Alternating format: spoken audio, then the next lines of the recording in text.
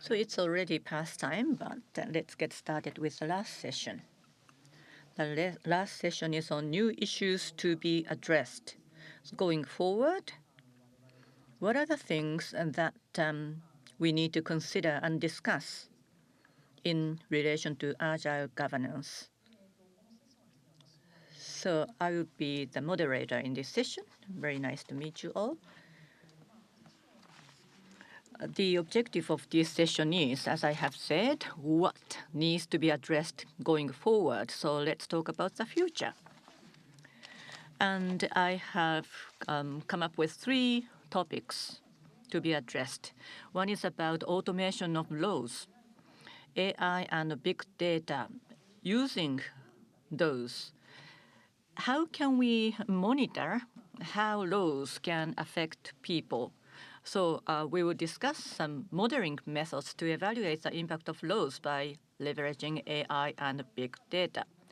And the next one is we'll be discussing joint standards which serve as certification criteria not only for services and the products but also for organizations. This also is a very important topic for agile governance. And lastly, we have 2 experts in constitution. Therefore, I would like them to especially address how digital constitutionalism and digital democracy transform legal frameworks. So how constitutionalism and democracy will be affected by agile governance. So first, I would like to introduce to you Dr. Hirose, Dr. Habuka, Dr. Chen, and Dr. Indra speaker. So I would like to ask well, Dr. Habuka has introduced himself already, so I'd like to ask Dr. Hirose, Dr. Chen, and Dr. Indra to introduce themselves. First, Hirose-san. So I am Hirose.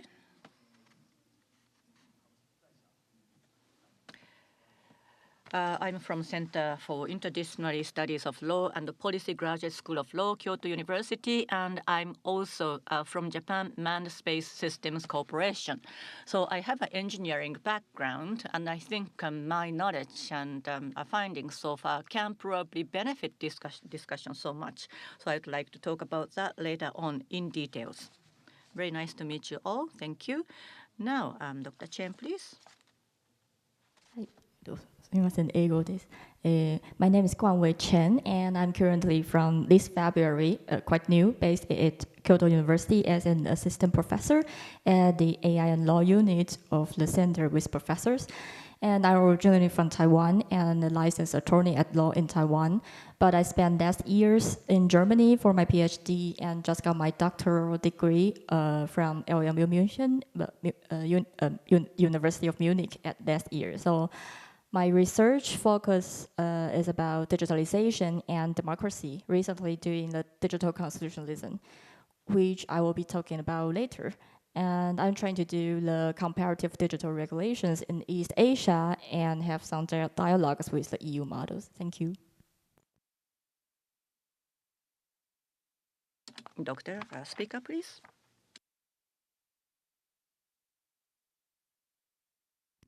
Sorry, technology. I'm Indra speaker. I'm extremely privileged to be here and honored to be here as a European speaker, bringing in the European perspective. I have a chair of administrative and public law and legal theory with the law of digitalization at the University of Cologne in Germany.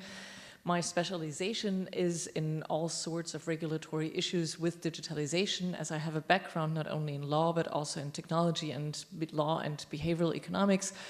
I focus on legal theory questions in this regard, but I'm also a data protection and IT security expert, and so I'm very interested in seeing how we can better the world with potentially agile governance. Thank you. Thank you very much. So after this self-introduction, I would like to ask each one of you to present. Dr. Hirose first. Thank you.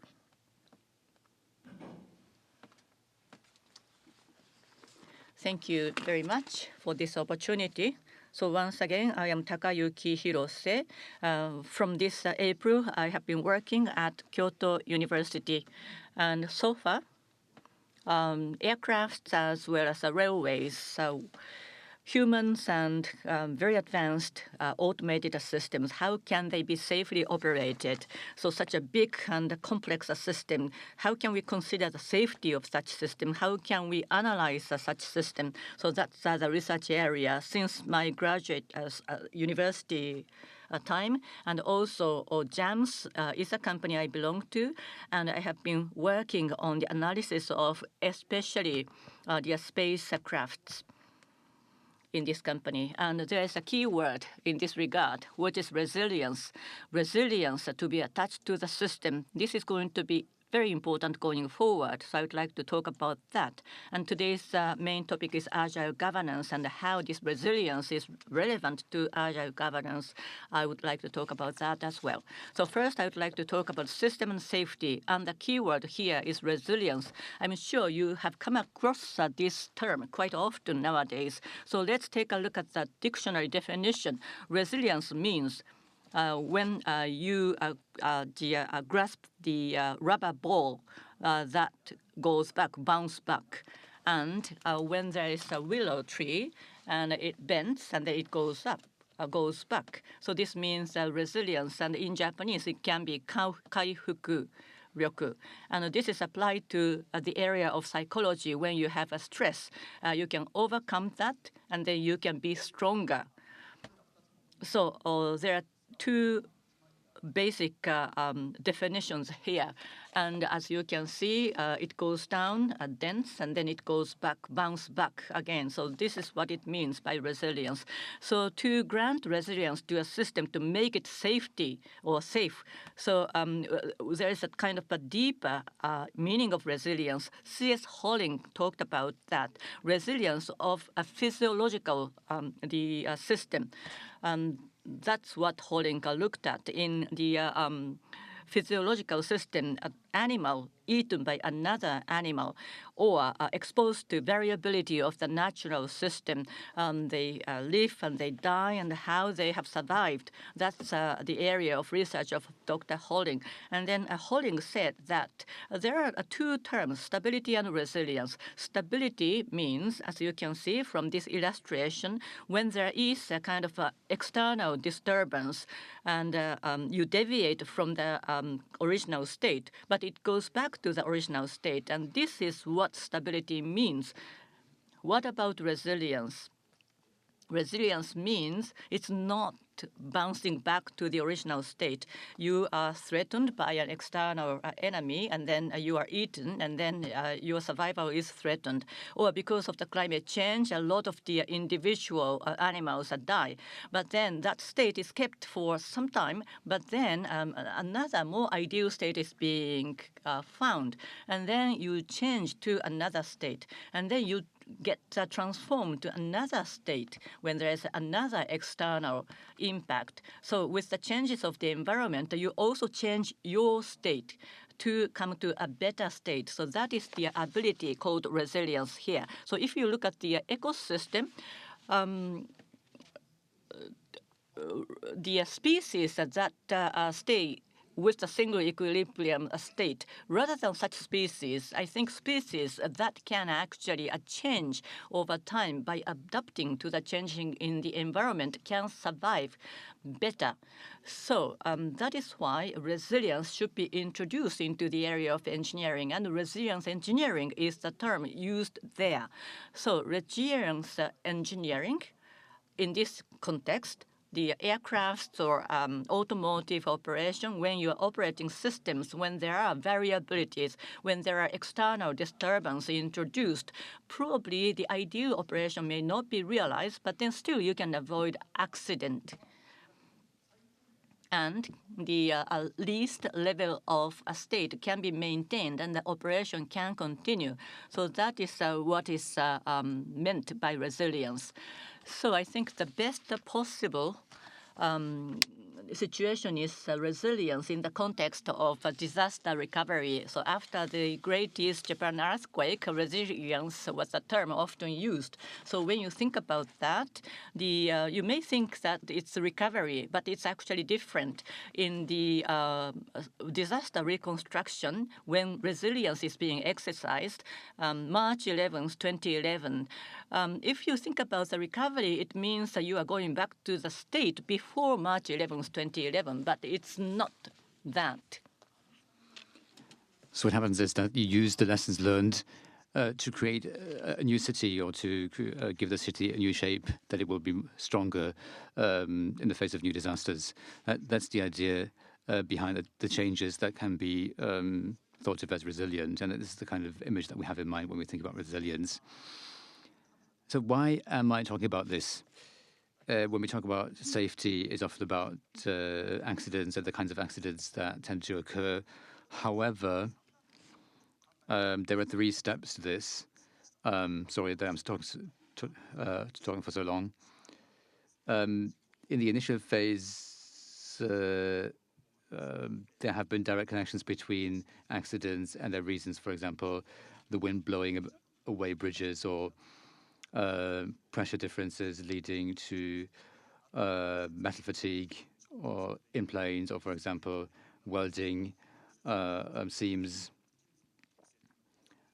used to break down because people didn't know about the characteristics of metals, and then one day the ship just breaks apart. So this kind of breakages, or these kinds of defects, used to be very important factors in safety. But in 1978, the 3 Mile accident occurred, and this was due to a computer defect, and all the warnings didn't work the way they should have during this accident. The actual reason was a pipe leakage. However, at that time, the warning systems that should have worked automatically, actually, they did work very accurately.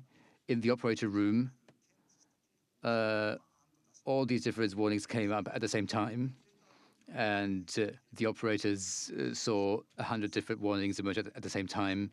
Well, people weren't able to do anything because all these lights going on and off, it became a symbol really for this kind of accident. People said it was like looking at a Christmas tree. It was just a complete chaos of warnings with no clear message of what to do. So these unexpected behaviors that had occurred before led to a place where people couldn't really react, and the human factor came into focus at that time. A little later, not just people and the machines, but also organizations came into focus, and this is now the front line of where we are. If we look at organizational failures, one of the most emblematic ones is the Challenger rocket, or the Fukuyama line in Japan, a railway accident. This was also due to misbehavior of the train driver. So all these things still occur.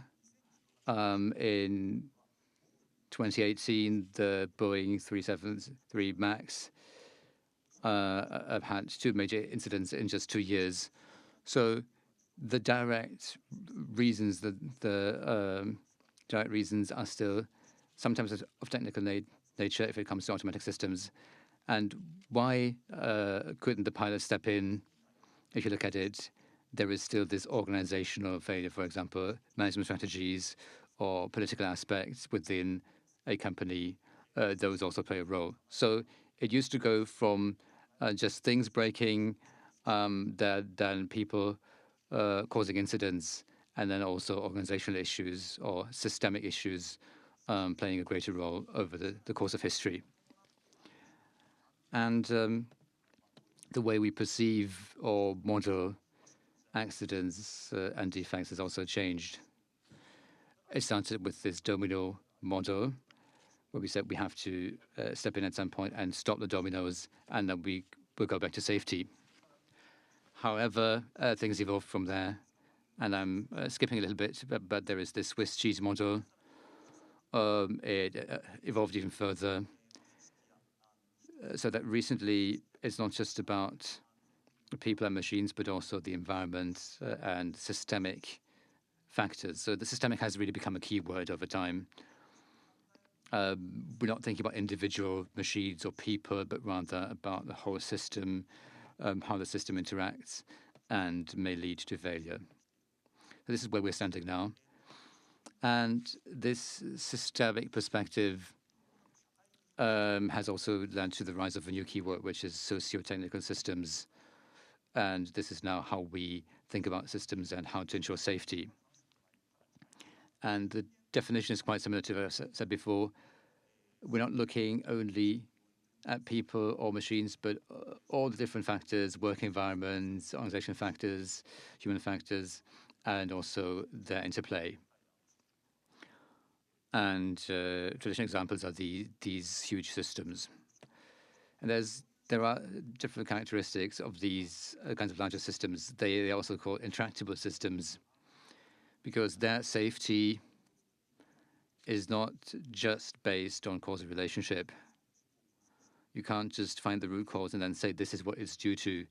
You can never be completely sure that this is why this accident happens. And even if you address that issue, you can't be sure that similar failures won't occur again. So in that sense, this new approach has now come up, which is called FRAM, Functional Resonance Analysis Method, which has been used now in a widespread manner. And this ties back into the function that it's displayed as a network. This is the traditional correct operation, and under some circumstances, due to external factors, the outputs will change, for one thing, and the function network will propagate this influence so that ultimately unintended consequences or unexpected consequences will arise. And if you break it down with this kind of diagram, this is what it looks like.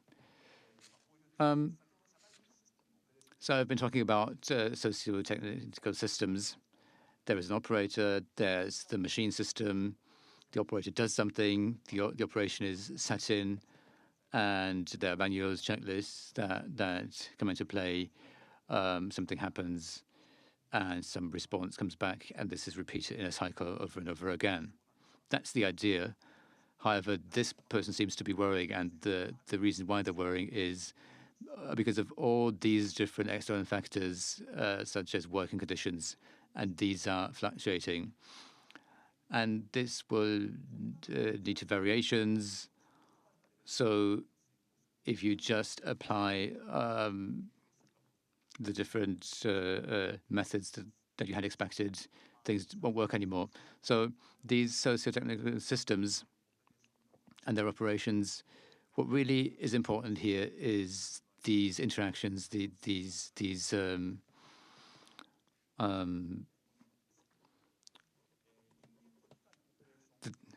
when we analyze it with FRAM, we look at the operation in this functional network model with 6 different axes.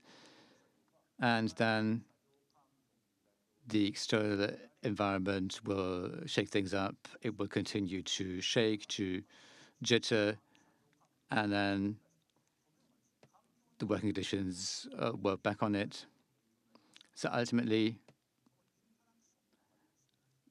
this interaction, we have to see how the functions change, track these different impacts. This is where FRAM comes into play. It contains the word resonance, and it is also visible in the animation. It starts out with a weak shake, and then the shaking propagates, becomes bigger, and this is what ends up happening. So ultimately, and this is where we come back to resilience. FRAM can be used to analyze resilience. And in that sense, the actions that people take can vary because of environmental reasons. And maybe I can blow this up a little bit. So at the beginning, people apply manuals, people apply laws, apply rules, and everything behaves according to the rules. However, at some point, this resonance sets in, things change. It doesn't have to be bad. Depending on the condition, it can turn into something good. But you have to make a judgment to decide whether it's a good or bad influence. And this is where FRAM comes in handy. And I think there's a relation to agile governance because we've been talking about systems, and we're also applying laws, we're applying rules. How do these rules and laws behave on the ground? It's not just about making them, but also how to apply them to the real world. And I think that more and more analyses like this will be done with FRAM, maybe together with Ian Sensei. I went a little over time, but this is basically my talk. Thank you very much for this interesting perspective. If I may give a short summary. Safety within the system has to be secure. That's the one thing. And it's not just about looking at the individual elements and correcting them, but also at the impacts they have on each other, the mutual impacts, and also what happens if you add an element, or what happens if you remove an element is a sort of simulation. And agile governments, when we carried it out, we will see what element might be problematic, what impact it can have when it changes, using data in a dynamic way. This is where it goes. And as we run this process dynamically, of course, law and legal aspects will always play a role. And it's also a question of what can be capped, what can't be capped. How does the legal system interact with these automated systems, and is it beneficial or not beneficial? So this goes into the applied realm, and it's also a very interesting research topic.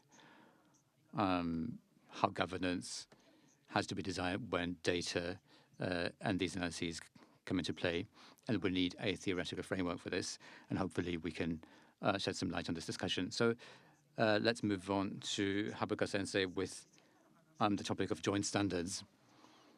And this is actually tightly linked to what we've discussed before, because products and services, the outputs that we can see, the objects that we can see, whether they are safe or not, is what we have been dealing with in the past. But now it's also about the organization and the people who are impacted by this organization and whether their safety can be ensured. And if we look at just the organization, we can't know what the products are. So we need both aspects. We need the organization, and also we need to look at the individual products, whether they are safe or not. And this is very relevant for the kind of topic that we just talked about. So Iwatani Sensei has said it all already. I'm sorry. So yes. It was very interesting. Thank you very much, Dr. Hirose. I have a legal background.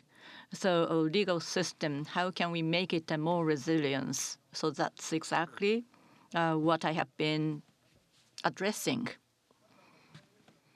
And since my preschool to the higher grades of elementary school, T1000 in Terminator, liquid metal is used for the robot, and this robot is so resilient. But at a glance, Arnold Schwarzenegger robot seems more strong, but then this liquid metal robot had more resilience and stronger than Schwarzenegger robot.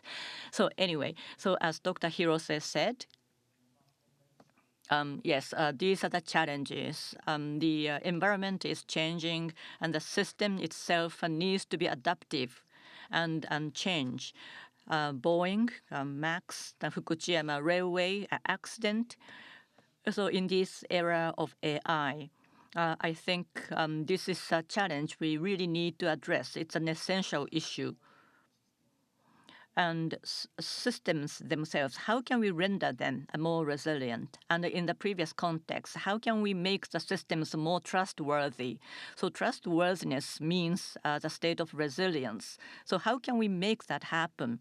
And I think we can discuss the methodology of doing that. But on the other hand, we who develop we're not really developing these systems. We are just ordinary people and policymakers and also companies. For those other actors, whether this AI system is trustworthy, whether it has resilience or not, to make that judgment from outside is not easy at all. And it's not just about AI systems. Any products, any services, we're not really checking whether each product or each service is safe or trustworthy. But still, we purchase those products and services. And in the background of that, there are different social systems at play, which we are not too familiar with or aware of. When it comes to foodstuff, that's something you ingest, so it has to be safe. And there's law to regulate that. There are certain production requirements. There are certain disclosure requirements in terms of the ingredients of the foodstuff. All these are stipulated in law. And when it comes to electronic appliances, when they are high risk, there are detailed requirements defined by law. So because of the existence of law, we can have peace of mind when using those products and services. In the world of digital, it's not because of laws. Because other people are using the same digital services, we feel safe and secure. When it comes to cybersecurity, many of us do not really check the security of each product or each service. But intuitively, because other people are using the same service, we feel safe and secure. And experts, for instance, this company itself, does it have good IT security management system? Is this company being certified? Is it fulfilling specifications? So we can probably check that if we are experts. So when we look at the system architecture, it's not really the general users and company people who actually check that. It's probably the experts. But when necessary, there can be industry peer review system or others which may be available. So we have laws and markets that can be the foundation of trust, or there may be certification system. But I would like to talk about the topic of certification or conformity assessment in English. So that is a focus of my topics. And what does it mean? So you are not an actor yourself, but there may be a neutral expert who checks the system or service or organization, certifying that as long as such a product, service, or organization fulfills certain requirements. And roughly speaking, there are three patterns. Number one, products and services themselves being certified. So that's one. I'm sure you are familiar with such certification system like electronic appliances or furnitures or like toys or engines, automotive, medical devices, which may be higher risk. But for each product, there is certification that is being stipulated in law or defined by law, or maybe not law, but some kind of a business voluntary regulations may be there. So that's one. So that's a kind of traditional, tangible products and services being certified with this kind of approach. So that's a kind of a traditional way. So for this kind of product, what kind of tests have been run and what kind of products are being used? So each piece of that process is being certified. So that is a traditional way of product certification. The second typology is certification for the operators. For instance, the driver's license is one. So for a certain system, the operator, himself or herself, is this person trustworthy? So this person himself or herself is being certified. So it's an operator certification. The third one is a management system certification. In the world of digital, management system certification is often used. For instance, information security management system is one, or privacy management system may be another one. And in the world of software, software codes are being updated on a regular basis, and there are many different actors providing services which are interacting with each other. So looking at just the software itself to make a judgment whether it's safe or not, it's very difficult. In the world of AI, that's very true, but even before the world of AI, it was already difficult. So products and services or software themselves, whether they are okay or not, rather than looking at that, the organizations operating those systems, whether they are trustworthy or not, that can be checked with the management system certificate. So that is a part of the information security management, and it is being applied to a quite broad scope already. What about the management executives distributing resources already? Are they committing to safety checks? And are there any risk management processes being there, risks being assessed and being evaluated, being mitigated? Are there any such processes being implemented within the organization? Are they fostering human resources to do that process? So that is a management security system certification for the organization. And as we deal with complex systems, as we discussed in the previous session, there are many different interactions, and all of those systems, they do not operate on their own in a perfect manner. For instance, the product certificate, deep learning, that is a technology that's being used, and algorithm is so complex. And if you look at the effect of the algorithm, you wouldn't know. Even if you're an expert, you wouldn't know. Even the developer of that algorithm wouldn't know that. And what about the operator certificate? It's not just human beings that are driving cars. We're living in a different world. The system itself is driving the car. So it's not just humans. So we need to grant such certificate to systems. Then it's going to be absorbed in the world of product or service certificate. The last one is management certificate, whether the organization itself is trustworthy or not. We can make that judgment to a certain extent. But just because the organization is trustworthy, the services and products that are provided by the organization, are they trustworthy or not? We don't know that. So AI risk, could it be monitored appropriately even if the organization itself can be trustworthy? There may be a gap. The U.S. government ran an experiment back in 2021. The U.S. federal government using AI incorporated medical device, and they tried to come up with a pilot program to check whether the AI itself is trustworthy or not, looking at the organization, whether a cybersecurity process is in place or not, that can be checked. But then eventually the trustworthiness of the product itself cannot be judged. Therefore, we need to have product certificate system and organizational certificate system. We need to combine the two. So that is a challenge that is being discussed in the context of joint certification. Hirose Sensei also spoke about the fact that we've come a long way in analyzing accident reasons, from things breaking, humans making errors, to systemic risks or systemic influences. But nobody knows how this joint finally looks like. So this is also what calls for this kind of certification. Thank you very much for bringing this up. And maybe one comment. You mentioned that organizations and things must both be looked at, but agile governance, the way it works, what do you think? How could it come into play? How could it address this problem? Agile governance, you say? So we have the organization, And agile governance should look at whether the organization can address the product risk. In that case, the product risk management will apply to both the organization and the thing, the product. Do you think the joint standard is close to agile governance in that sense? I think it's similar.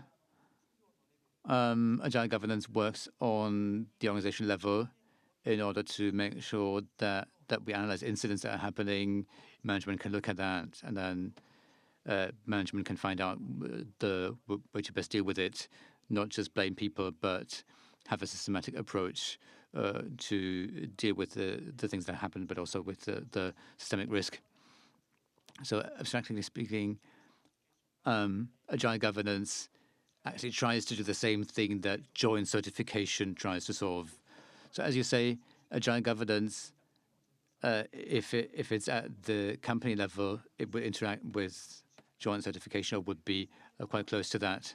So you're implying that agile governance is bigger, including governance regulations and all of these things. So it's a larger framework, and it doesn't just focus on what you've highlighted with the joint certification. So to summarize what we've been talking about, in order to address changes, systems have to keep adapting to these changes. We are implying that. So AI and robots and other disruptive technologies, the risks that they bring, in order to deal with those risks, we ourselves have to change the way we are organized, our society is organized. And it might put us under pressure in that sense. And this also ties into the last topic, which is constitutionalism, because the constitution, also called the basic law sometimes, it's the basic norm that underlies everything, and it can't keep changing all the time. This is our assessment of what constitution is. So if tomorrow the Japanese constitution would change its 30th article, for example, we wouldn't be able to accept that. So constitutions aren't allowed to change all the time. However, this legal framework has to adapt to a changing environment. Within the constitution, we also have dynamic aspects, maybe, since the 90s. And I think Speaker Sensei will talk about these behavioral science aspects. How much can we expect from that approach, or how should we view the role of the Constitution within that dynamic? So maybe Chen Sensei could start with her little talk.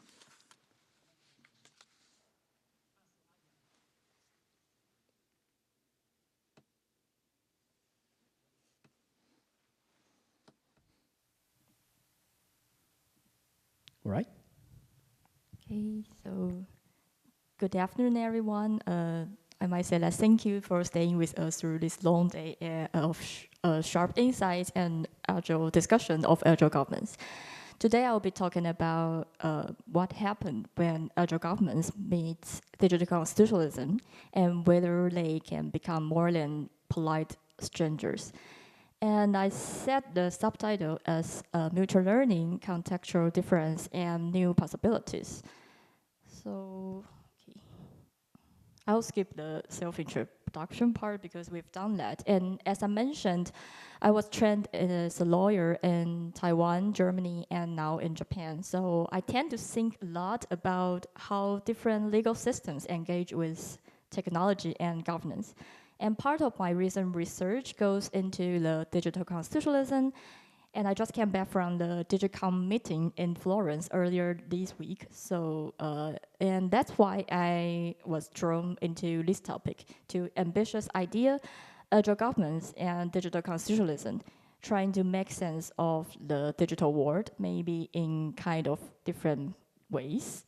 So let's start with our question today. Can they coexist?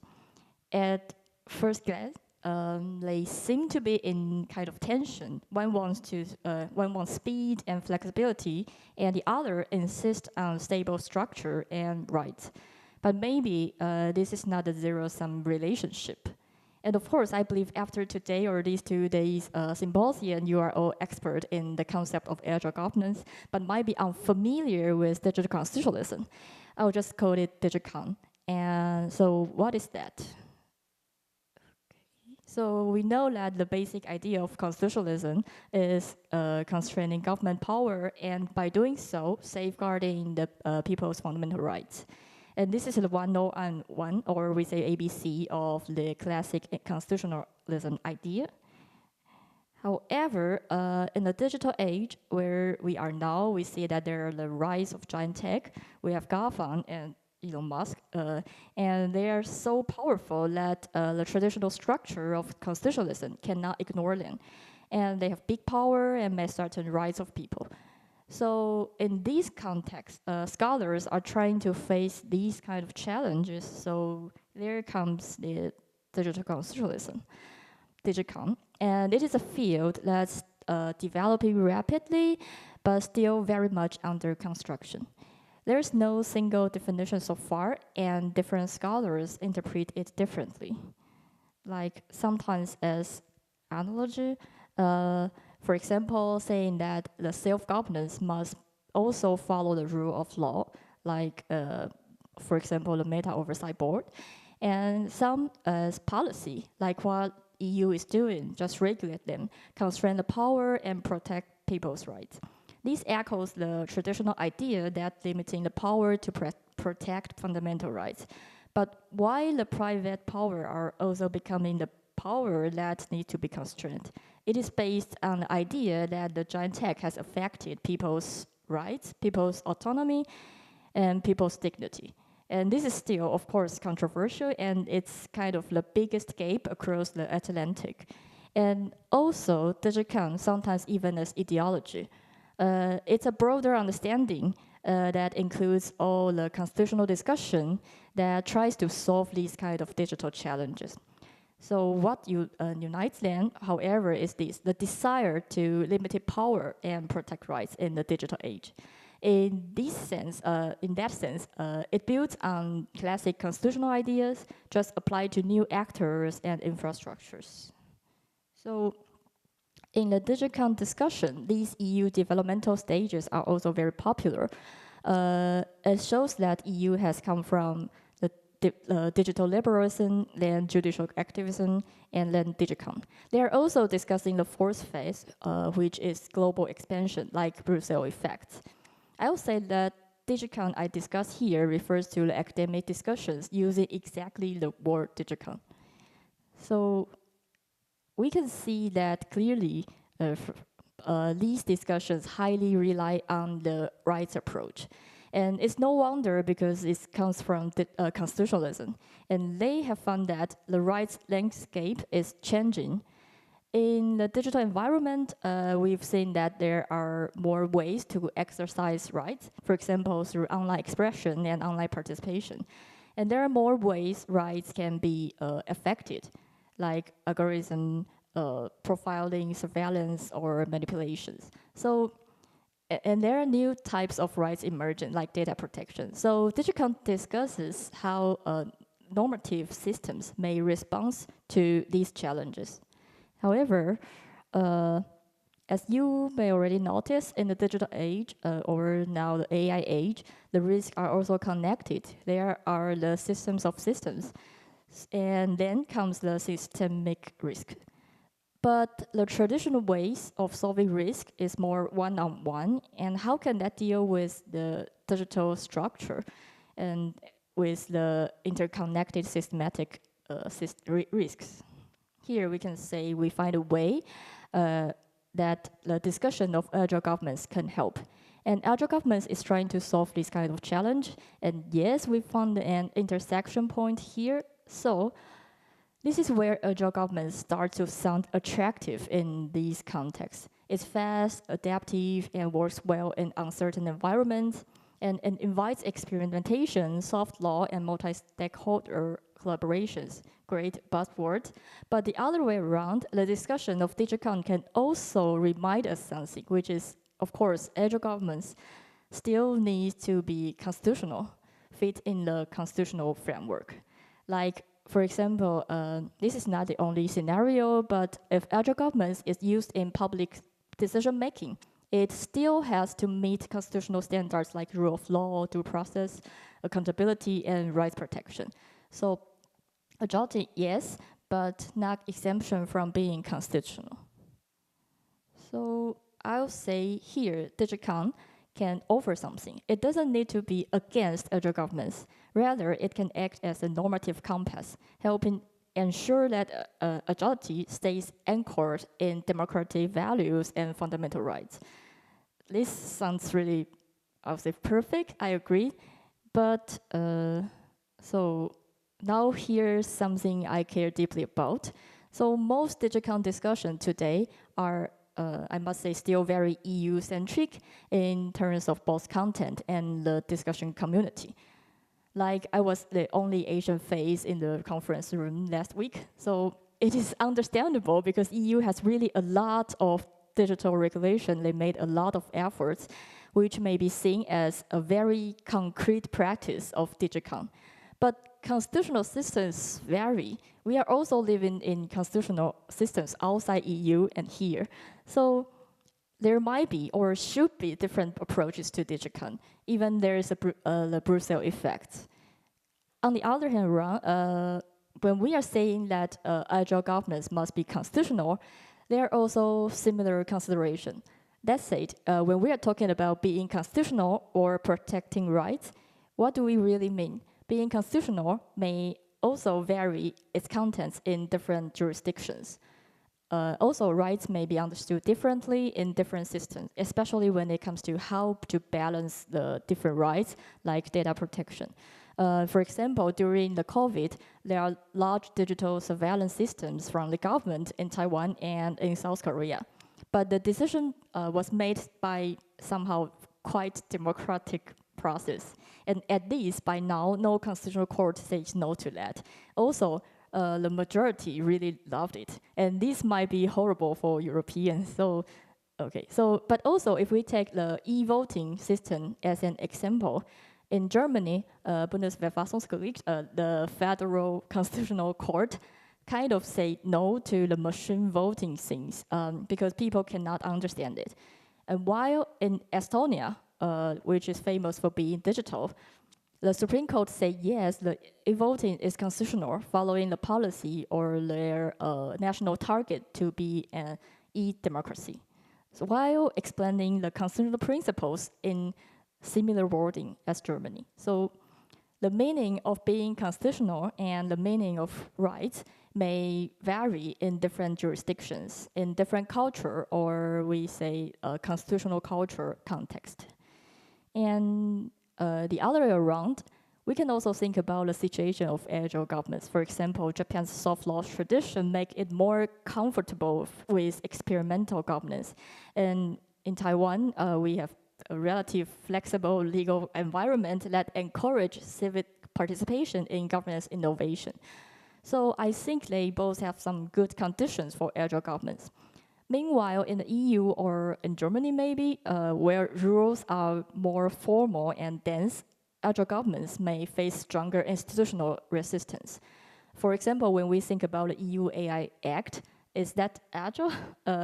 One might doubt, but I'll say that there are also opinions saying that this is an agile style regulation, but things are always relative. So also, and maybe following many discussions today, agile governments in an international level is also important and positive. So what I want to express here is that maybe these factors also explain why people are discussing the DigiCon in EU and we are discussing agile governments here.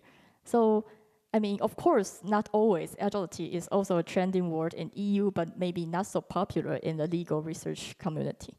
So, seeing the constitutional cultures and context difference might also be a key to think about intersection of DigiCon and agile governance.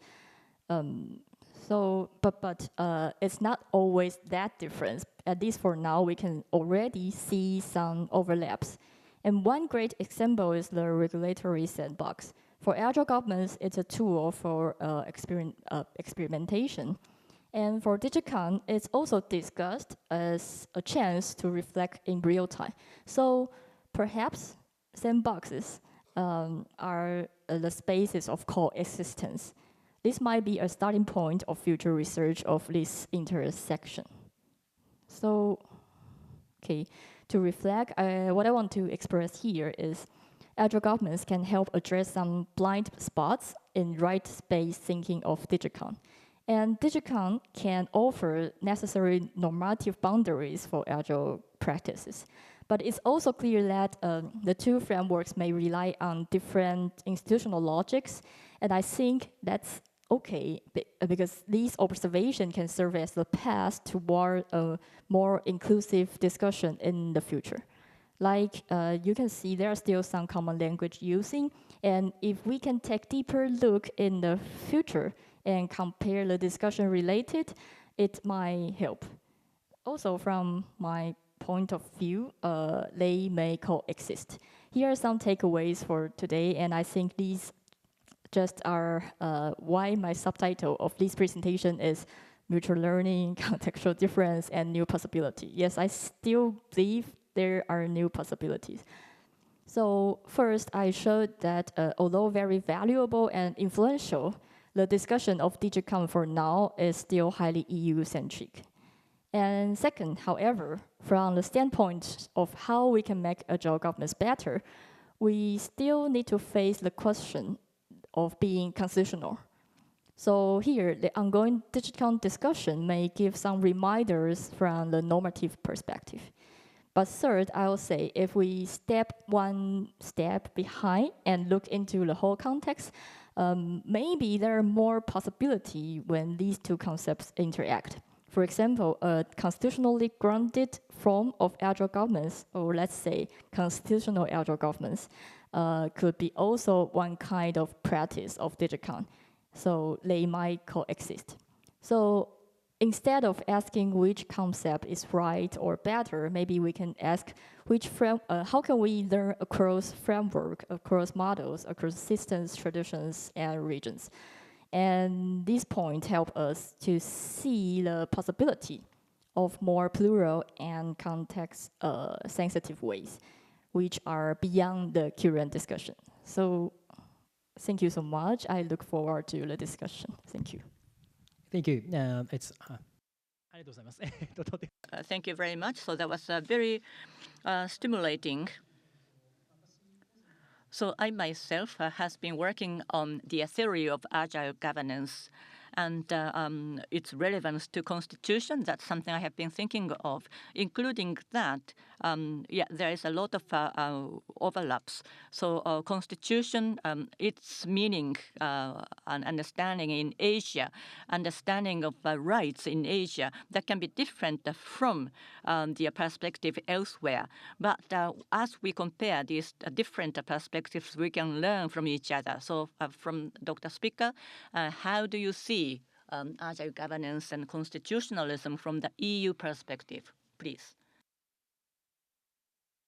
Thank you very much for giving me the chance. And I was thinking that I should restructure what the points that I wanted to make in order to react already to my predecessors, because there were so many things covered which are of, I think, extreme importance in this. Resilience, the assessment question of expert versus individual control, now the comparative law approach, and I'm a great fan of comparative law, and apologize at that point for the European ignorance, and I have to admit, we're not, I just published a book on digital constitutionalism last week, and it included non-European speakers, and that tremendously, but unfortunately also not Asian, because that was before I got a little bit more knowledge here. I decided against changing my notes, however, and maybe that's something for the discussion, but I'll try to relate a little bit. I wanted to comment on the concept on two aspects. So the first is uncertainty and risk, and the second one is the area of acceptance. And I would like to make 3 points under each of those headings. Let's start with uncertainty and risk first. Fortunately, the road has already been paved here, and that is the mentioning of systemic risk is something that all of us so far have been dealing with. And I would raise the simple question, what is it really? So we have extreme trouble defining it. It first came up when the financial crisis hit worldwide in 2007. And we have all understood, yes, there is something which we cannot deal with on an individual base, and that there is something within systems. But if I look at the literature now, we still don't know how to deal with it. So maybe that's something we should incorporate here in a strong way. The second point I would like to make is we have to distinguish between different aspects of uncertainty and risk. And I'm not going to go into the differentiation here. One is the uncertainty and risk you find within the system itself that you use in agile governance.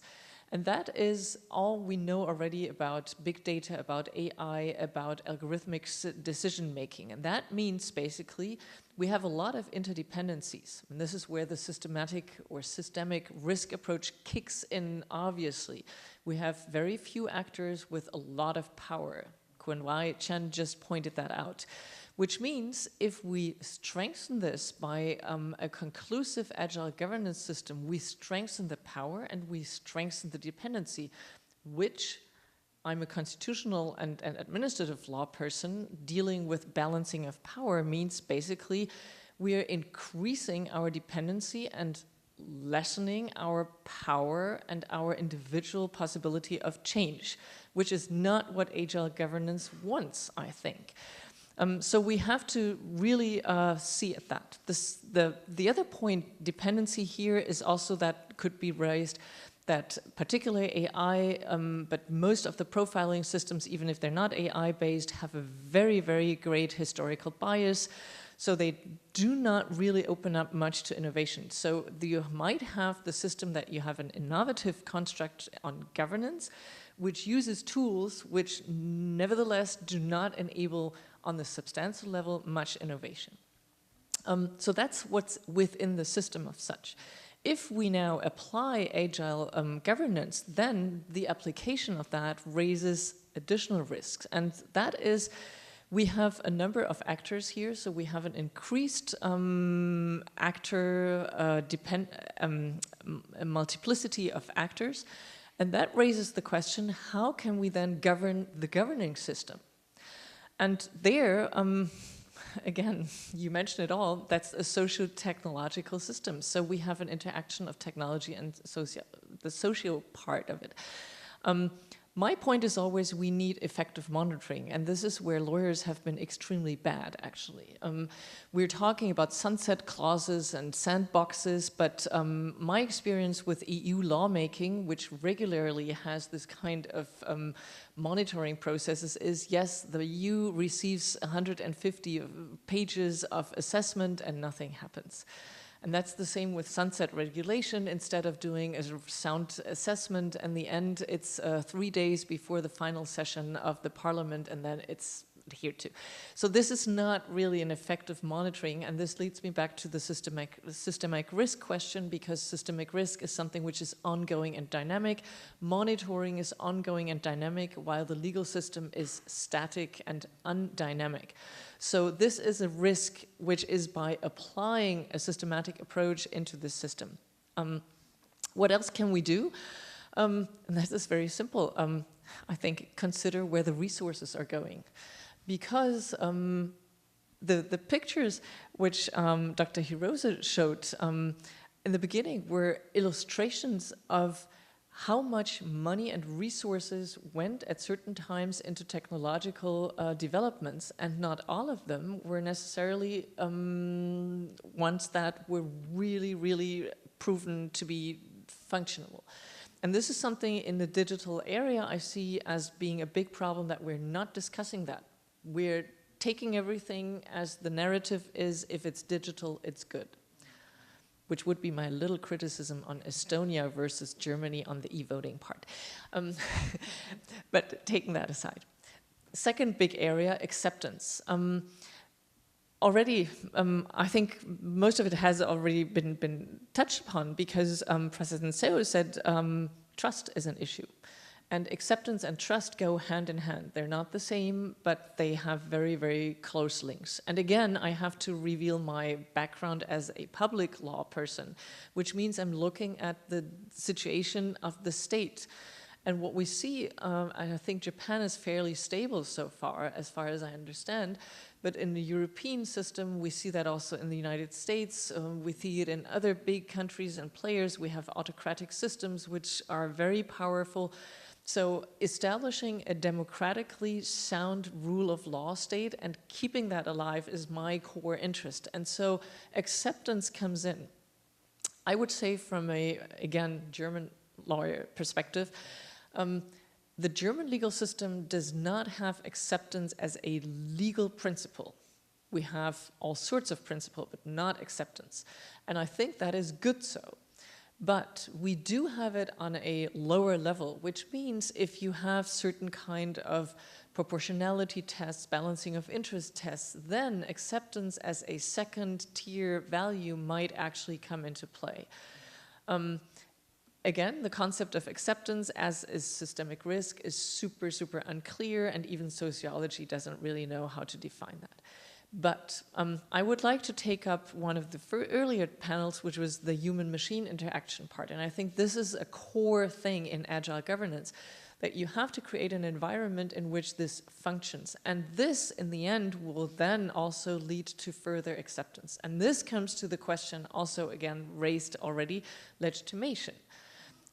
We have been, particular in the EU, and I'm very critical of this, been very, very much highlighting legitimation by input, not by output. And I think this is what we need to change. And this is sort of a testing point for agile governance as well, in a way, which basically means we do have to analyze a little bit more what are the effects. And under the point of acceptance, I would like to raise the second point, and that is the state-citizen relationship. If we have an agile governance and we structure our relationship between the state and individuals, and this also includes companies, in a more digital way, then we have to be extremely careful that it's not a service-oriented way, because that would create a service-oriented communication between individuals, companies, and the state. And that means this is not a problem in Japan, but it is in Germany. If the trains are not running fast and quick and on time, well, that's failure of the state. But the state, again, is a democratic endeavor of sharing and balancing power. And I think fairly well-running trains is one thing, but doesn't necessarily say much about the division of power in power games. So we have to be very careful that the experiences that we create in a digital governance system for state and citizens remain a backbone of a democratic society. And this might actually lead to the fact that we sometimes decisively not interact in a digital way because we want a different way. It might also mean, because we have the promise of more objective decision-making, that we include in very critical instances even the more digitalized tools in order to refrain from some of the misdoings that we see. The third point I would like to raise here on the acceptance issue is finally that we have to consider, again, the human-machine interaction. How do we deal with human decisions and how do we deal with machine decisions? And the interesting part here is that we accept failure with humans, but we do not accept it with machines.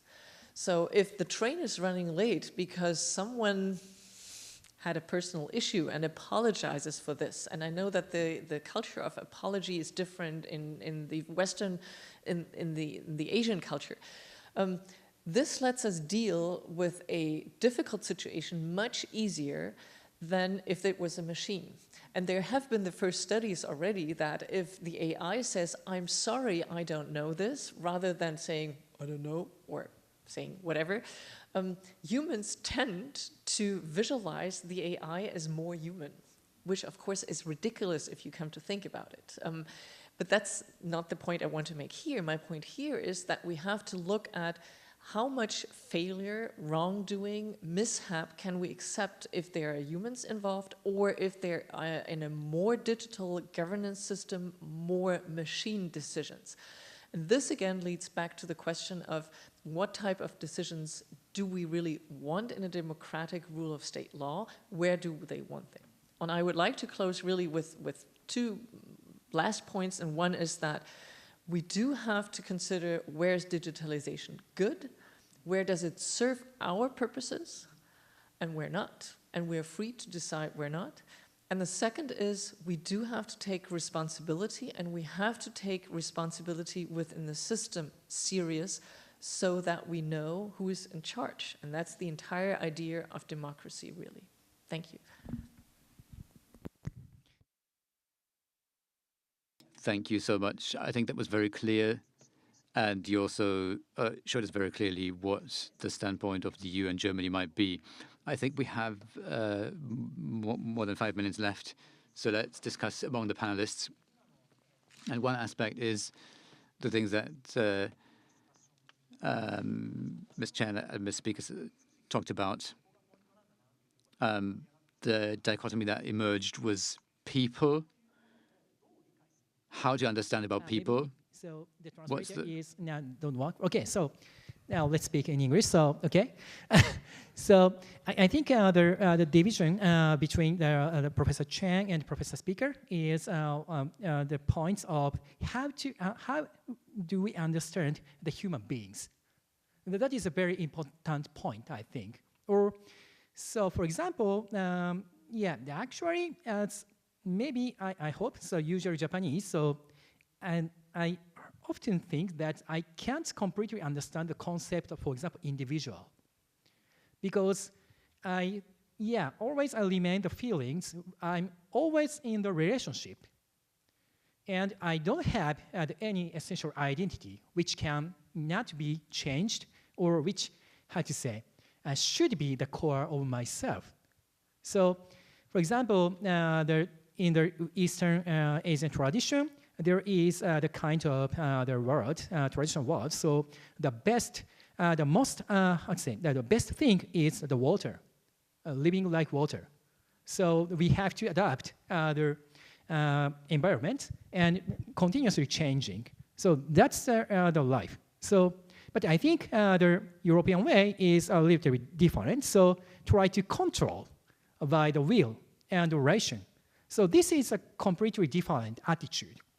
And what I'd like to say is, as Chen-san mentioned, so we can learn each other.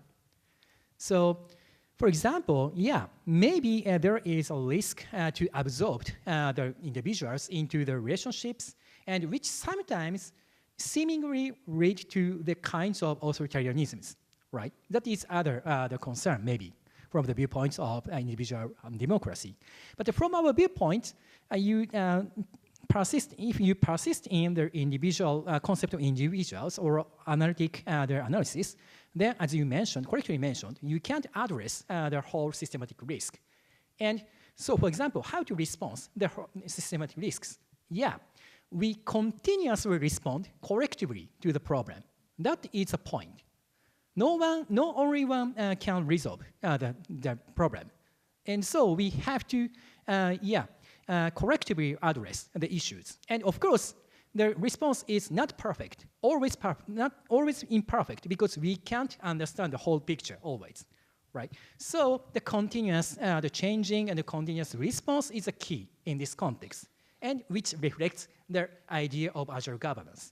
And if I relate this idea to the Constitution, I think this is the kind of due process, if allowed.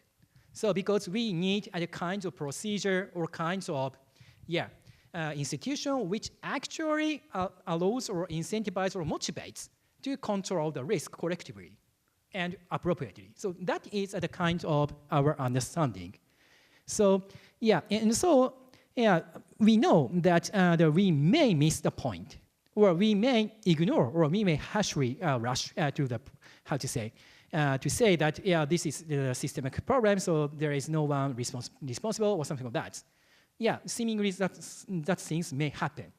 But But on the other hand, yeah, we can somehow control the risks collectively. So that is a point, I think. Yeah.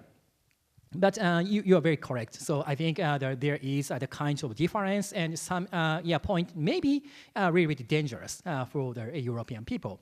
And so my idea is try to capture the problem concretely. So if we try to capture the problem concrete, then the response or the methodology to apply is concrete, and we can more easily discuss about the acceptability or who has to be accountable or something like that. So in the end, I think our interest is overlapped. So we face the same problems, but our understanding is different. And I think we need different stories, but maybe the same solution. In that case, I think the concrete issue is very important. Focusing on the concrete issue is very important. Yeah, that is my opinion. So, but I think the Haruka-san or the Hiro-sensei have many things to say. So, how many minutes do we have? I mean, is it allowed to speak like 1-2 minutes? as you want. Okay. Okay. Thank you very much. I have lots of comments and questions, but since I already made some comments on Dr. Hirosei's presentation, let me just briefly put some comments on both for Professor Chen and also Professor Speaker. So first, about the presentation by Professor Chen, DigiCon, agile governance should be constitutional. 100% agreed. And actually, the vice chair of the Japan government's Agile Governance White Paper Commission was a very famous constitution professor.